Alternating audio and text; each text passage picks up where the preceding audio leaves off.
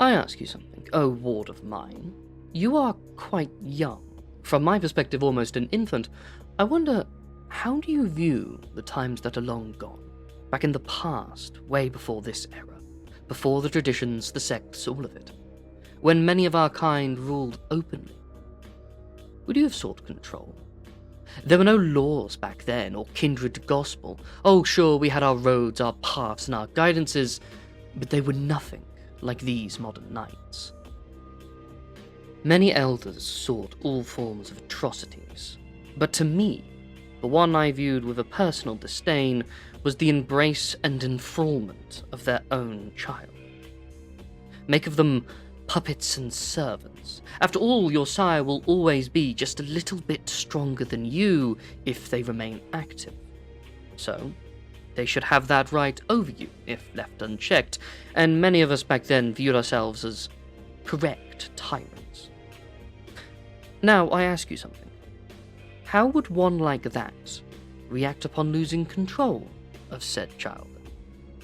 Well, I can tell you, because I witnessed those nights. They would be vindictive and vengeful, and in most cases, wanting to destroy them. Oh, these ashen tyrants were the worst of men, but powerful enough to achieve whatever they wanted. And however, back then, groups of kindred being forced to act as little more than an order of knights was actually quite common. But there is one that strikes fear into that of a whole clan, one that is spoken only in hushed whispers by even those of the spy masters, who already keep a lot of secrets. The Nosferatu occasionally speak of their boogeymen, those who hunt them down in manners most merciless. The Niktuku. Imagine what you have to do to get the likes of the Nosferatu scurrying away, not wanting to know more about something. The Niktuku have shaped so much of their foundation because they were almost around during the start. In fact, they were technically predating the mainline clan. These are hunters of kindred, often known as the First Bloodline, or just simply the Hungry. To understand the way they are, however, you must first know of their history, or at least the myths surrounding them. We're firmly in the myth and legend territory here. You see, they are not that active in the modern knights, and if you had told me they all met their final death, or are in torpor waiting for their master's return, I would believe you, for it is rare when activity like this happens, and I do not hear of it. You see, when I spoke before of controlling elders with an iron grip over their progeny, those who view their childer as little more than a tool alone, I was thinking of a specific figure. Supposedly, according to myth, Absimiliard, the antediluvian of the Nosferatu, was much the same.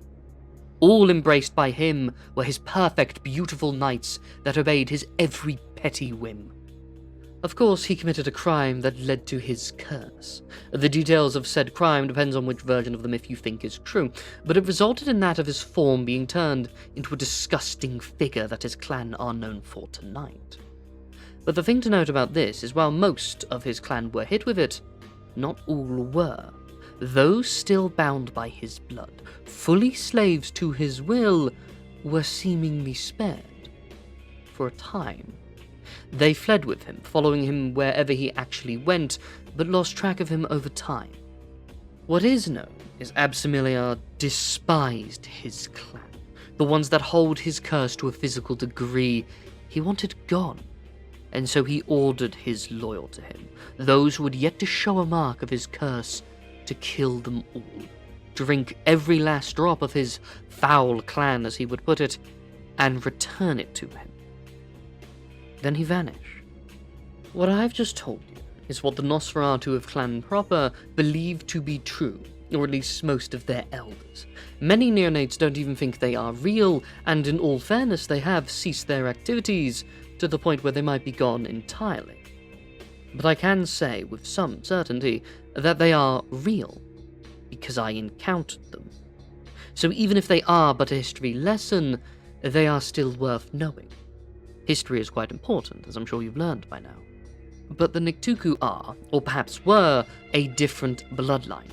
If you believe in the Nodist myths, they might actually be more accurate to say they are the first, and that the Nosferatu of Clan proper are the bloodline. Unlike many tales many bloodlines claim, they of course state such a thing. But you and I both know whoever the main clan is purely depends on power, of course. Just ask a Cappadocian and a Giovanni, and you'll see that is true. However, the Niktuku were the first, for the clan proper sprung out from them, most likely due to a figure known as the Baba Yaga. But there were others it could have been, and in truth it was probably multiple.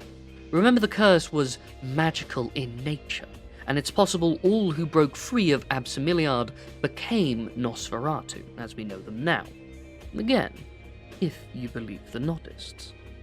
But see, remember earlier, I said those loyal to him, the remaining few Niktuku, were spared of his curse for a time. Well, time runs out, and the Niktuku actually age. Sort of. See, the nature of their curse is more specific, and the perverse nature of their embrace makes it clear.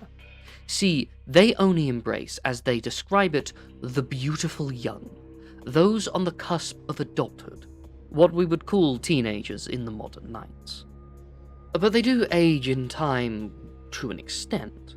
Over hundreds of years, their form will become more monstrous like the clan proper, although often just focused in the face with them, leaving their bodies bizarrely disproportionate and exceptionally strong.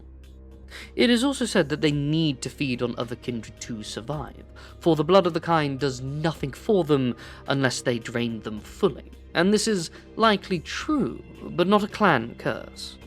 You see, that's just how existence is for many an elder, and the Niktuku are made up of Methuselahs and elders alike. In fact, the highest in generation I have heard of their ranks was 8th, and they were already an anomaly, for most of them stop at around my generation, the 6th. This does of course mean that their numbers are small, but terrifyingly powerful. You see, despite Absimiliard's absence, they still act as his loyal knights, his sword and decree, and his last order was for them to wipe out the clan proper, and so that had became their one and only purpose. This is the main reason they are known as the Hungry, for they are a knighthood of Diabolists who seek to hunt and kill all Nosferatu. They do not live in cities, however, preferring the solace of nature. Many have been known to camp in the wilds or build castle strongholds deep within mountain ranges. Another reason they are suspected to be gone or torpored, because people tend to notice such things. They did, however, despise the underground, and suddenly the main clan leaning towards it makes a lot more sense, doesn't it? I should note, because of their cursed nature, many of them tended to be fully armoured, helmet and all, until the very moment they must feed, and they never fed on the spot during a hunt. They were very much known for staking and dragging their foes back to their fortresses to devour them properly. If I had to suspect something of their culture, I imagine they probably had a whole ceremony around it. This does result in their faces almost never being seen unless they are killed and not old enough to become dust, and their stronghold is being breached, which rarely happened. Oh, and no one is spared from their hunts. While their goal is purely for the Nosferatu, they have taken many from other clans, especially the elders whose blood is closer to their own. You may think that might truly be the reason their generations are so low, since they are all Diabolists, but I assure you that is not entirely the case. They are embraced at such generations, although many of them will become lower through their acts, I'm sure. This is in fact what makes me think they were wiped out, for they truly were a great threat to all, not just the Nosferatu. And even if they did focus entirely on the Nosferatu, I still wanted them destroyed, for I am exceptionally fond of the Hidden Clan. Of course, no one also claimed that their final deaths were enacted, which makes me quite suspicious. Lots of people would have immediately jumped to the claim that they vanquished these monsters. I myself was involved in destroying one of their strongholds, and it gave me a great boost in prestige, but even back then during those times, I knew there was more of them. But more on that tale in a moment. For now, I wish to mention their differences are so many that their disciplines and powers are completely different from clan proper, for they have Auspex, celerity, and potence, making them remarkably good fighters with speed, strength, and perfect accuracy, and lacking any form of subtlety, compiling on the many reasons I think them to be gone. Surely they would have been noticed by now. There is, however, a rumour of their reasons for entering torpor, for one myth with no credible source states that they have found their master, Absimiliard, and entered torpor around where he slumbers as to wait for their return and protect them from any trespass. If you ask me, what happened, however, was most likely a group of ignorant hunters got lucky and torched their last stronghold during the day, not knowing what they had just ended. There is also another myth and a rumour, in that they had to change tactics in order to remain as they are and be active. Some claiming they are in fact one of the many factions responsible for what is known as the Beckoning. That one I think is ludicrous, but if they are anywhere, that is where they'd be taking place. The Gehenna War, as they call it. More on that another night. But who knows, perhaps they are still out there active in these modern nights in a more public setting. Stranger things have happened. If they are still active in these lands, I imagine their culture has changed drastically. So never rule out something despite how completely unlikely it is. Many a kindred has been gotten for that exact reason alone. Lastly, let me speak of my encounter with a stronghold of theirs. See, it began after I was dethroned, but when I was still a public figure in England. I was looking for a potential child, and was still educating one of my recent embraces, Geoffrey. A name that's rather bitter to my mouth due to his betrayal. He used to be a hunter of all things. Yet he, of all my child... I'll put a long story short for you, my ward. He is in the Sabbat now. But during this age, I still cared for and loved him dearly. So when he was dragged away by a group of knightly diablerists, I raised my own knights, including another of my own child, a Hugh. We scoured the land at a desperate speed, hoping to find them in time. We did, luckily enough, in Wessex. Historical Wessex, that is. I can't fully recount where on the border it would be placed today.